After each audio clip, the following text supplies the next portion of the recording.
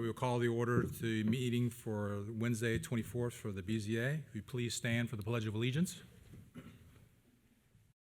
I pledge allegiance to the flag of the United States of America, and to the republic for which it stands, one nation, under God, indivisible, with liberty and justice for all.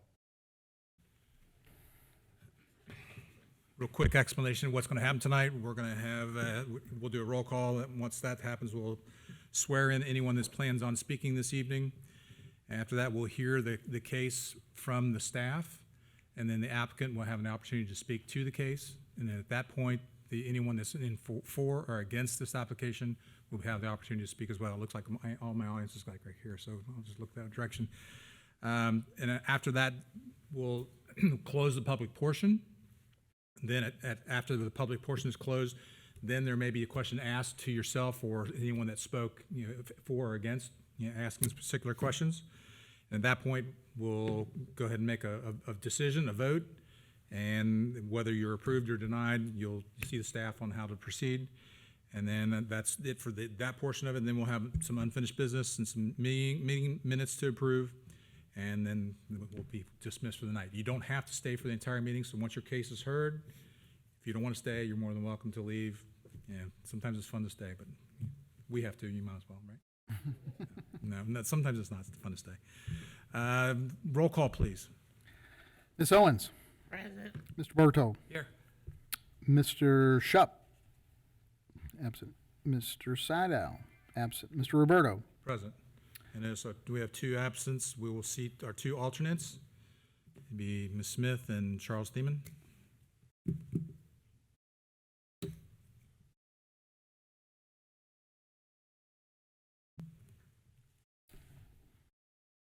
While they're doing that, if you plan to speak this evening, I'd ask you to stand and raise your right hand. Do you swear or affirm that you tell the truth, the whole truth, nothing but the truth before the Board of Zoning Appeals? Say, I do. Thank you. You may be seated.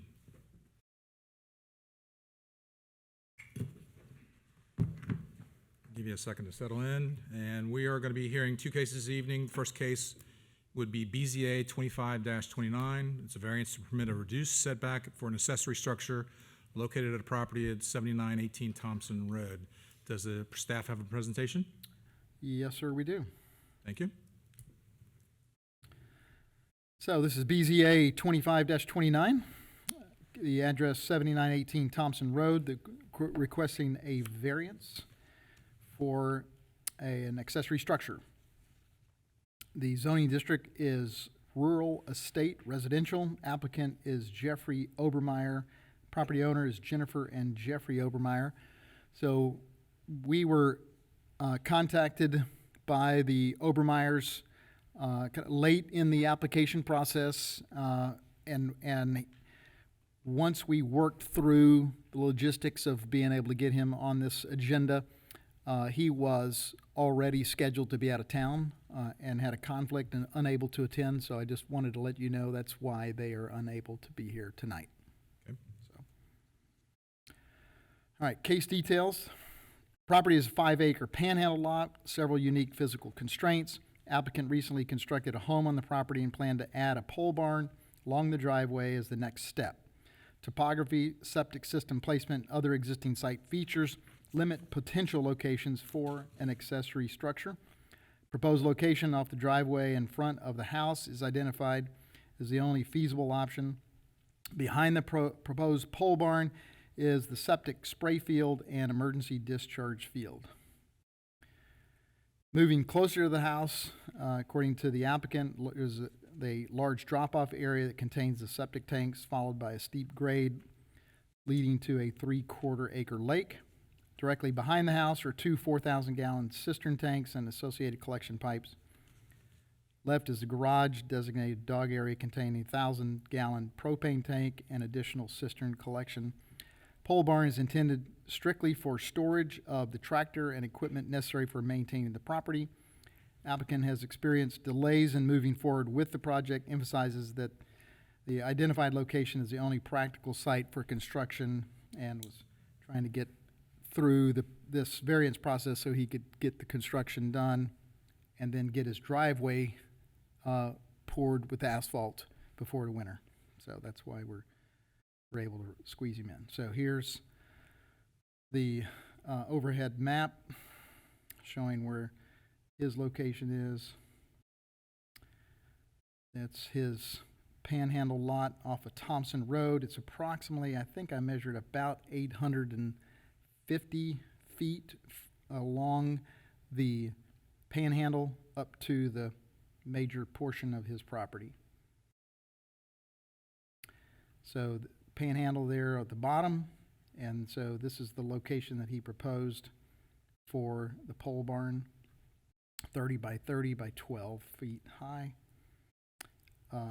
He has proposed it as 10 feet from the property line, and here's a photo of the location. This is the location that was cleared from the construction of the home so that he could use that as a turnaround and construction vehicle during the construction period. The zoning issues that arise from his variance request is 4.2.3, paragraph C4, and this is the exceptions to accessory location and restrictions. So staff's opinion, these are the staff findings in the Duncan factors. These 7 questions, the most important ones are in the bold. It's staff's opinion that the request itself is substantial in nature, and the variance request, the rule is that it should be 50 feet from the property line, and he's asking for a 10-foot. So it is substantial. It's staff's opinion the property owner who purchased the property did not have knowledge of the zoning, and it's staff's opinion that the spirit and intent behind the zoning requirement would be observed and substantial justice would be done by granting with proper conditions of approval for the variance request. That's all we have. Okay, thank you. And we have no applicant, And the applicant is not here. so nothing to present to, so that portion of it is done. Is anyone here for this applicant to speak against or for this property? Okay, would you be Rick and Sue?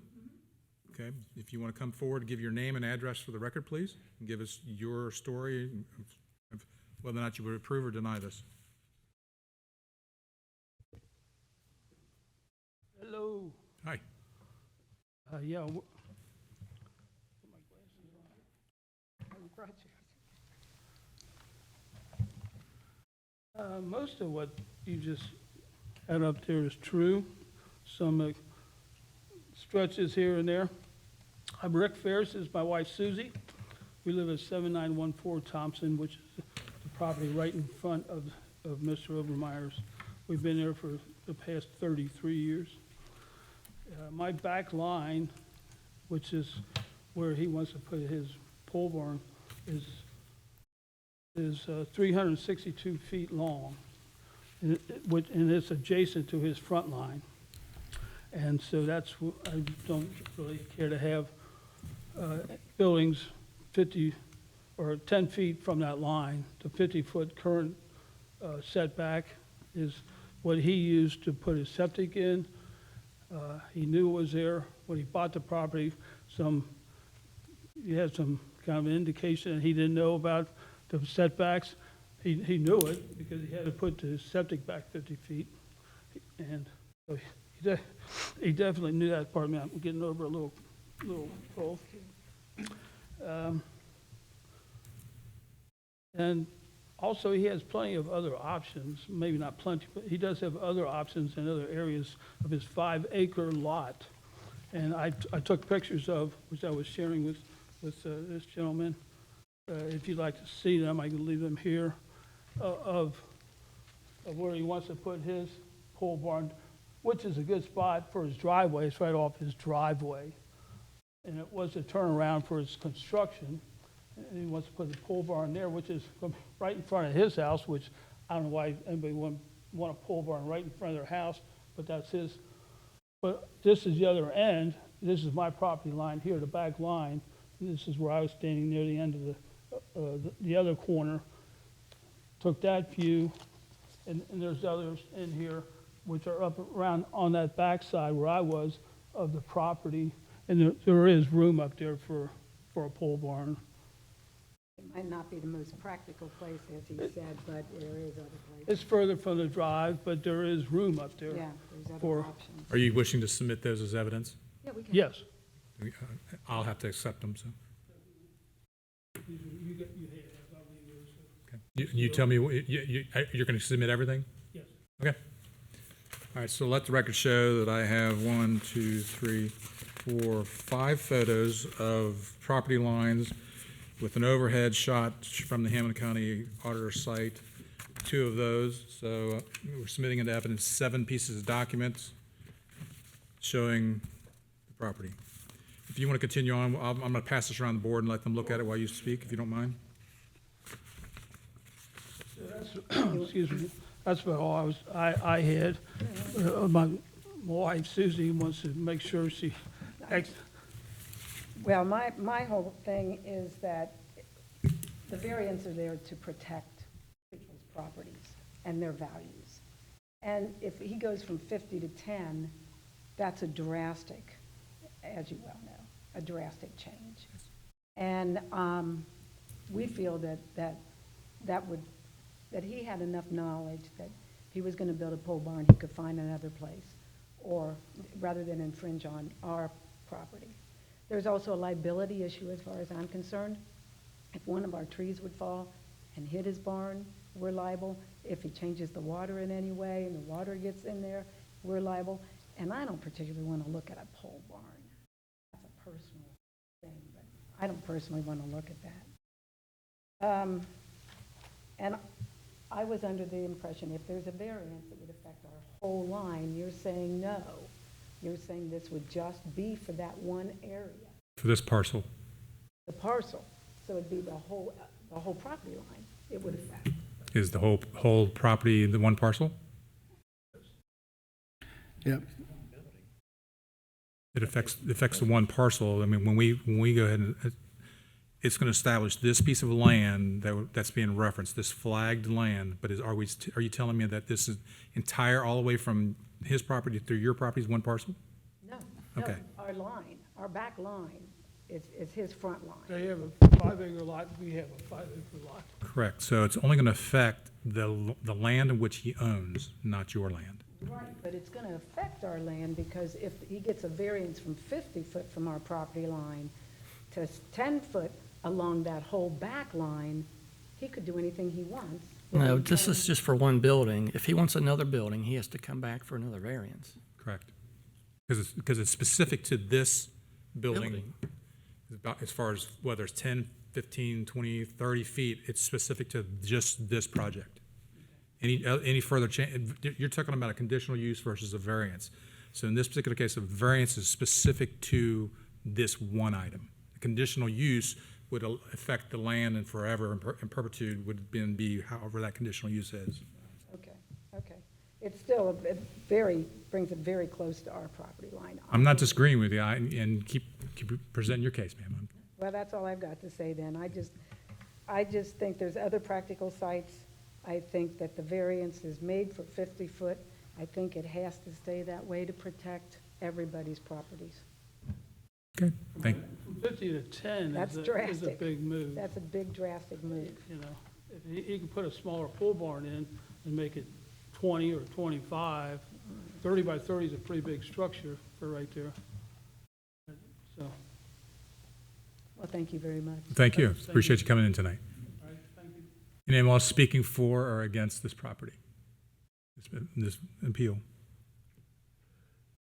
I know I have some others signed up. You can come on up. Perfect. Yeah, come on up. You just give your name and address for the record, please. Agnes and Dan Wells, 8082 East Miami River Road. Okay. We're kind of new, never did this before, so I agree. I think if we start making exceptions, are we going to be making exceptions? I'm on the other side. Is he going to decide then to pop it over on my side and do 10 feet out? I mean, I guess my concern, if we start making exceptions, are we going to start making them all over Colerain Township? I have 20 acres, and my 2 kids are going to build on them. So I'm sure they're not going to want to look out and they abide by the 50 from the property line, then right there then is a pole barn they're looking at. I think for a site in that, there's a reason that we have these. I disagree with him not knowing because he's a realtor. So I do know he knows the laws, he knows all the real estate, so he does know about that area. I have a concern because we had an old fence that went down our line. He knocked it out. We went up and asked him, he says, I'll put it back. To this day, he's not put it back. Kind of cleared it out and made it Cleared look it out like like it's part of his. our land is like part of his land. So now we have to pay for a surveyor, and he's coming in and surveying that line for us because of that. So I guess I have questions on, I guess, credibility, maybe. I don't want to use that against my neighbor. I've never met him a day in my life. My husband just went up that one day to ask him about it. He said he was gonna put it back when they got done. And, towards the bottom by the road, he cleared that all out also, took the fence down, corner fence, and took probably about 20 foot of my property, I think. We're not for sure. So I'm we're not gonna, sure. we're getting a surveyor in to make sure that our property's separated from the two, which, as And- long as we've lived here, we've never, ever had to do that with any of our neighbors. And you mentioned him putting in a driveway.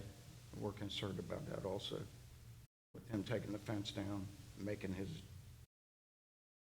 entrance bigger. Kind of concerned about that also. So we are looking into having it surveyed again, and I don't know what to do about the fence. The fence was the property line, and when he tore it down and cleared it out, I have no clue now. We want to And do like I that. said, nothing against him, I just want to make sure everything's straight on this and correct. And when he bought that, he knew it was a very small area. There was a pond there and everything. That's one reason we didn't actually buy it. We were thinking of it, but they wanted a cash deal right away. That night, we would have to make a decision, and I'm like, that's kind of fishy. So we decided not to do it. But then later, when I figured out he was a realtor too, so I'm sure that played a little bit into it and had more knowledge about buying stuff than we do. And we've lived there for over 30 years, so my kids, we tended on them building on our property, what they're gonna do. And I'm concerned if, let's say it gets rejected here, now he's gonna plop it over on my side. Well, it would most likely come back before this court, and then you would have the same process again, and you would have the same opportunity to speak for or against it. And going from, like they said, 50 to 10, that's a lot. That's just our opinion, and we prefer it not. That's why Colerain Township has these laws, is to protect especially ones that are out here in the open, to have acreage in that. There's a reason we have acreage. Not that we don't like people, we like our privacy in that.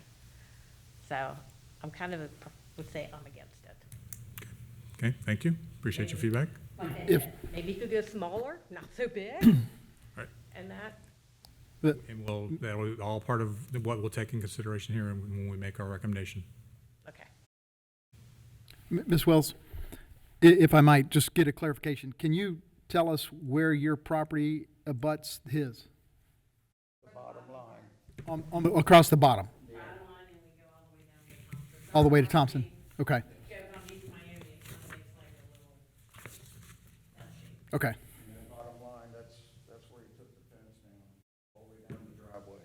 okay. Thank you. Thank you for the clarification.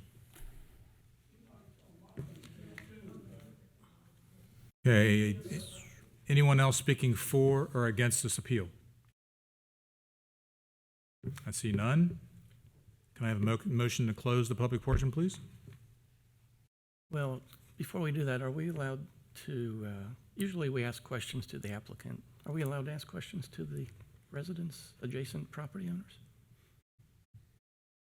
I don't know if we normally do that. That's after that's after we close the public portion. I'll make a motion to close the public portion. Second. Motions and seconds been made. Any discussion? Roll call vote, please.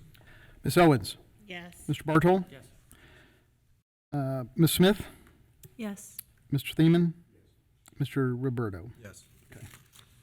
Now, we can do some questions. So, Ms. Smith, you want to start us off this evening? Any questions for anyone that spoke tonight or for the staff? I have a question probably for staff, just for clarity. Could you bring the property picture that you had that showed the property lines, please? Yes, that. So if I understand correctly, it is 55 feet from one property line, which is okay because 50 is the Correct. requirement, but it's 10 feet from the other. That is correct. I just wanted clarity so I know what I'm looking Right. at. So the Ferrises are where the right arrow is. It says 10 feet from property line arrow. And then the wells would be on the south side. Thank you. Mr. Thiemann, you have any questions? No, thank you.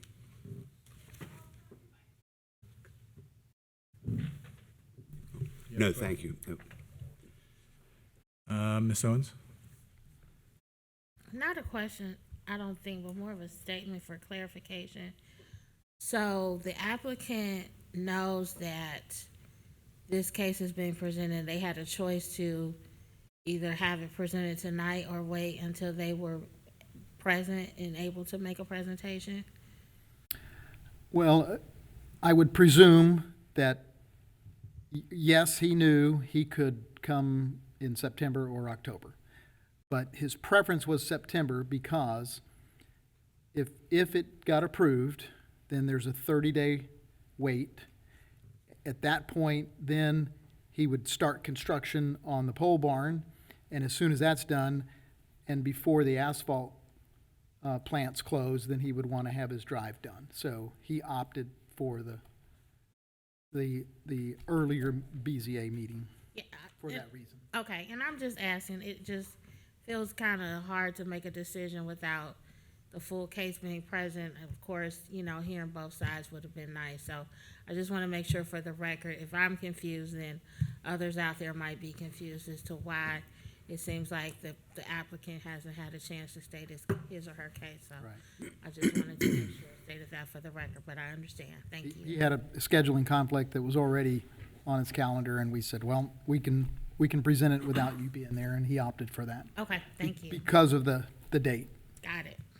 You know, No question. I would echo also Ms. Owens without a question. Very difficult without the applicant here. We have folks that have come tonight. And with that said, thank you for that explanation. I do have a question for staff, if I might.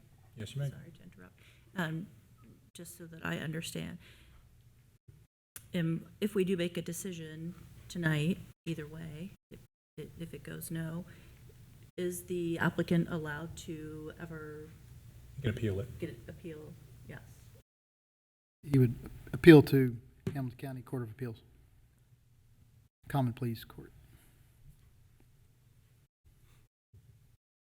So you're done.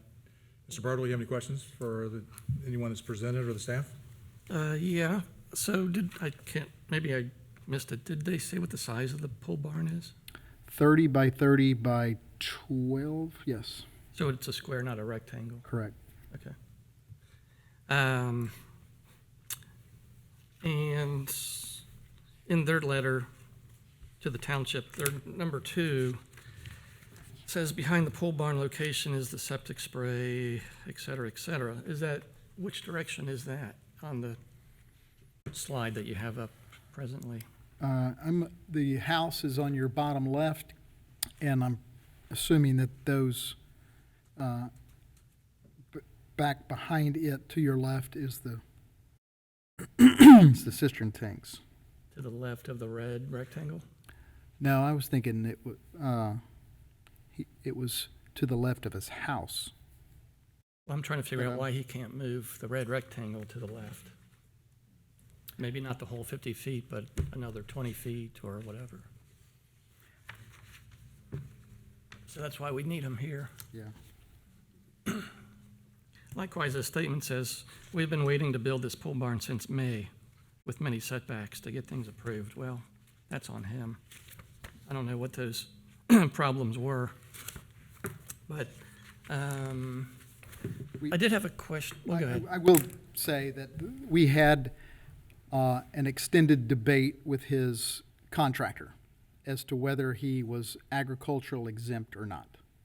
And so the contractor argued fairly vociferously for a good while, trying to claim an ag exemption that he didn't need to pay a zoning certificate. And so after we asked for documentation, we came to a point where he was not exempt. And so we finally went beyond him to the owner and said, "You're not going to be exempt." And he finally just said, "All right, here's the timeline. We're moving forward with it." So I don't know if it was May or whatever, whenever that was. It So seems there has been a extensive. process. Sure. Okay. I did have a question for the Ferrises, if you want to come up. So from your house, can you see his house? The leaves on the trees, yes. We can see lights at night through the trees, but we have, it's a wooded area. Yeah. This time of year, you can't see much of the house, you know, here and there between the trees. Now, when the leaves are down, yes, we can see the house. Yeah, in the winter. But other than he's closer to the property line than is allowed, what is your main reason for not wanting it?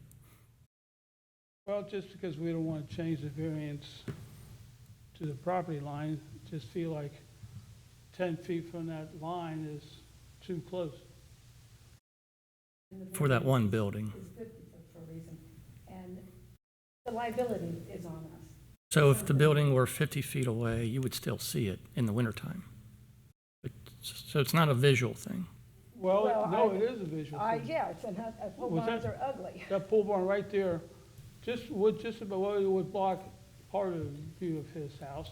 They got a nice looking house and much nicer look at than a pole barn. And I think I stated this earlier, and I know it's kind of beside the point. I don't know why he'd want to put a pole barn right there in front of his house. But it's an unsightly place to put a 30 by 30 pole barn. Okay, thanks. And, you know, if he wants to just keep his lawnmower in there, he doesn't need, he can get one of these little sheds from somewhere and put up, I mean, I don't know what he's gonna do with a 30 by 30 pole barn. I mean, that's bigger than my two-car garage. Right. And emphasize, he did know the 50 foot. He did know that because his septic was 50 foot. So, Yeah, okay, thanks. That's all. I have a question for staff. Was this the reason why we actually scheduled this meeting tonight, was for this case? And we have a subsequent case. But originally, it was only this case, and then we added a second one, and, correct? Yes. Okay. So my statement would be is we accommodated to be here for the applicant. The applicant at least could show up, accommodate us. So that, to me, puts a bad taste in my mouth, because you want to be represented, you got to represent yourself. And it's not staff's responsibility to represent the applicant. Agreed. So I'm in agreement with you know, the neighbors. It's, the guy's been a bad player, apparently. I don't know that he would continue to be a good player. And he needs to abide by the laws, and the law is that he needs to be 55 feet or 50 off the line. There's no hard evidence to show otherwise, that it can't be done other than this person's, what he's stating. So, and since he's not here to present that evidence, I would vote no against this. It's just, Or we table it. I'm not It's an option. I'm not even amenable to table it, because we came It's an here option. special for this person. Yeah, I know. But You it's have an two option. people that are on the alternate board that would, I mean, none of us would have been here tonight, because it was not, the meeting was originally canceled. So it's just, maybe it's just my wrath, but I just think it's, if you want something, you should show up for it. I don't have anything else to say. Does anyone want to make a motion?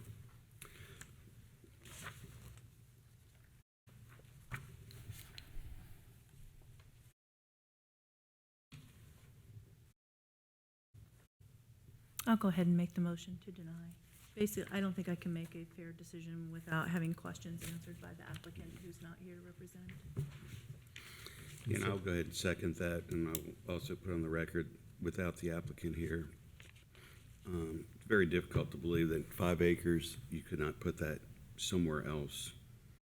Maybe, Okay, fair. may require some additional engineering, but without him here, we couldn't even look into that. But either way, I would second your motion. So we have a motion and a second. Do we have any discussion? Roll call vote, please.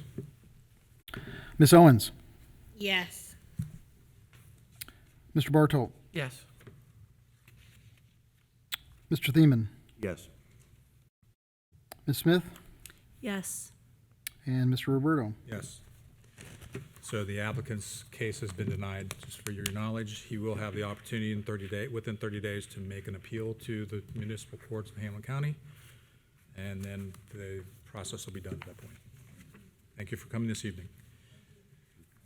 That brings us to case number 2 for this evening would be, Let's stay with us. yes, for the records. Put it with this. Thank you. All right. So BZA 25-30 is a variance to allow an accessory structure in the front yard of a commercial business on 8770 Colerain Avenue. Does the staff have a presentation?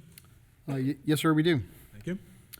All right, so it is a variance. The zoning district for 8770 Colerain is Avenue Mix Central. The applicant's James Watson, and the owner is DWSB LLC. Subject property is an affiliate of Jeff Weiler Dealer Group. Site is zoned Avenue Mix Central, is developed with a large commercial center and associated parking areas. Applicant began discussion in mid-25 with Township about using the former Golden Corral Sportstown portion of the site as a welcome center. The parking area would serve as currently the application request would be an overflow employee parking for nearby Weiler dealerships, including Honda, Kia, Nissan, and the anticipated Hyundai locations. Employees would be shuttled between the Delco Plaza, which is the entire site there with Furniture Fair, and the dealerships, freeing up customer and display parking at the dealership sites. The shelter, which would be for employees in inclement weather and where the shuttle van would pick them up, is proposed to resemble a typical bus stop structure, will be located in the front yard, which requires the variance. It's in the front yard of the Furniture Fair building in that strip mall.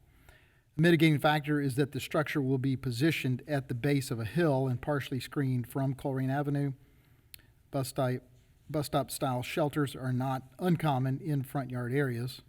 Applicant has indicated that detailed shelter plans will be submitted for township review, which we have something from the applicant, and I think is in your packet, for review if the variance is approved to ensure the design is compatible with the site. Aside from the shelter, the use of existing parking lot for parking is consistent with the AMC zoning district, does not affect the public interest. So there's your Colerain Avenue, and then that large blue box where the star is where Delco Plaza is. So there's your Delco with Furniture Fair, their outlet, and then several other smaller tenants to the north. The proposed site is the box there, zoomed in. So the picture here is the current Hyundai dealerships that's under construction, and so then where the X is, that's where that shelter is going to be placed. So you really can't see Colerain Avenue where those, I guess that's a truck beyond there where the trees are. So zoning issues, It's staff's opinion the following are the primary articles or sections of the Township zoning resolution that are most pertinent. 4.2.3B1 is location of accessory buildings and uses that are restricted. So these are our Duncan factor questions, and highlighted, it is staff's opinion that the request is not substantial in nature. Number 5, it's staff's opinion that the property owner who purchased the property did not have knowledge of the zoning, and specifically to these structures. It is staff's opinion that the spirit and intent behind the zoning requirement would be observed and substantial justice would not be done by granting with proper conditions of approval the requested variance. So that's all we have. Mr. Roberto. Thank you. We've got an applicant present. You want to come and state your name and address for the record, please? Rand Turnbull at my home address, Yes. 252 Taylor Avenue, Bellevue, Kentucky. Thank you. Glad I showed up for this one. I've got some package to just lay out what he did in the presentation for y'all. Perfect. Submit them in the record. Thank you. Let the record show that I received packets from the MSP Design for each of the members of the board, and we'll submit one for in the record as well. I've got more if you need another one. I think we have enough. And one for David. Can you hand this to David, please? Thank you. Okay, you have a presentation, sir? Nothing more that was mentioned there. This is, So can you give us kind of overview of the package you just presented to us? What's here is different than what staff, anything? I've got some letters from MSP, who's my civil engineer on this project and the whole plaza itself. I've also got some email outlook between the Colerain office and my civil engineer, along with my project manager, and then just another layout with the overall site plan and the location of the said structure. Then I've got a mock drawing of what the bus stand or station will look like in the very back for you, showing where the glass will be. We'll have metal panels and some different options of how we're going to construct that.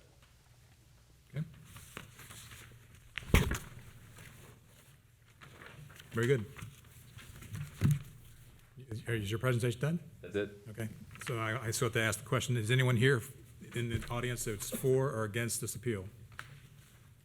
I see none. Can I have a motion to close the public portion? I'll make the motion to close the public portion. A motion's been made. Do we have a second? A second. Second's been made. Discussion?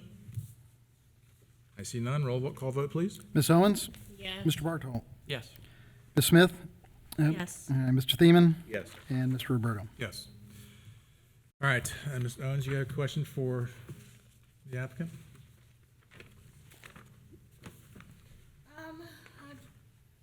I do not. Okay. Mr. Bartle? Probably not. I mean, so the existing parking lot will just be used by car dealership employees. Yes, sir. Then they'll be shuttled to all the different dealerships to free up space.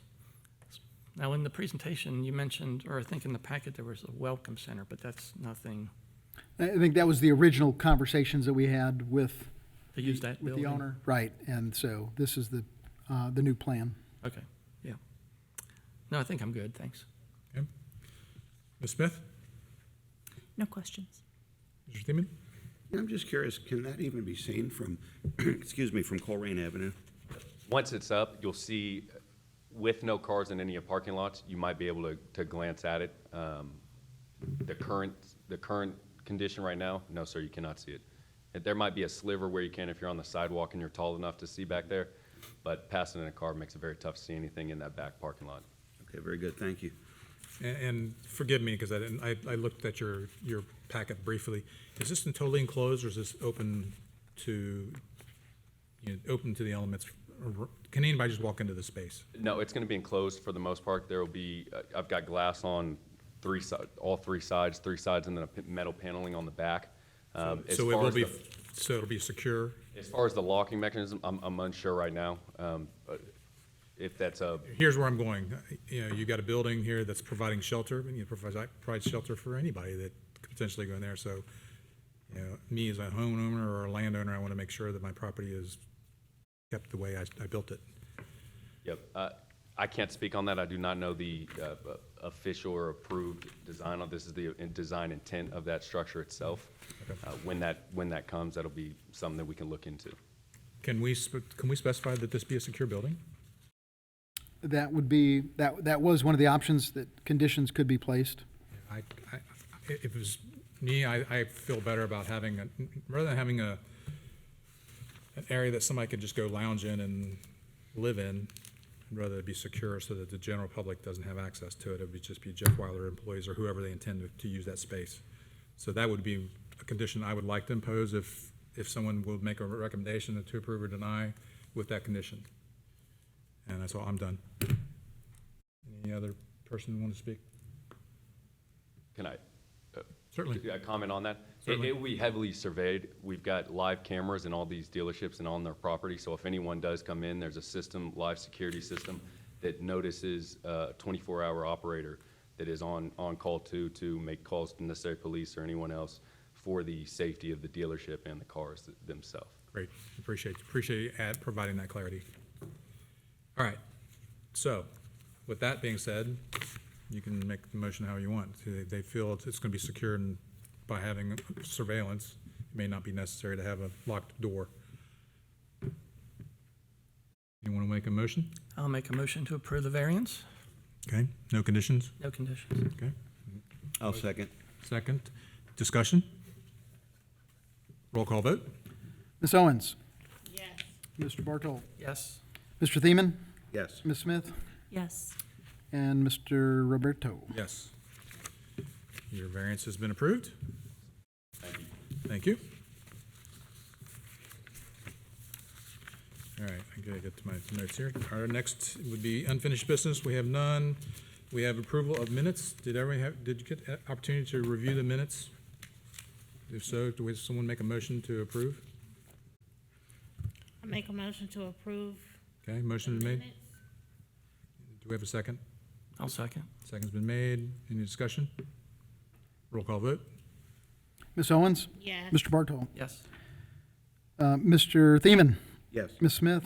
Yes. And Mr. Roberto? Yes.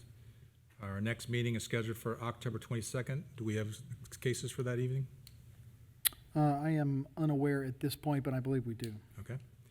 I believe I think we were following up on the sign that we discussed last meeting, so I think it was scheduled for the next month. Administrative matters, are there any? None? Okay. Do we have a motion to adjourn? I make a motion to adjourn. Motion's been made. Do we have a second? Second. Is there any discussion? Roll call vote? Ms. Owens? Yes. Mr. Bartol? Yes. Mr. Thiemann? Yes. Ms. Smith? Yes. Mr. Roberto? Yes. Meeting is adjourned.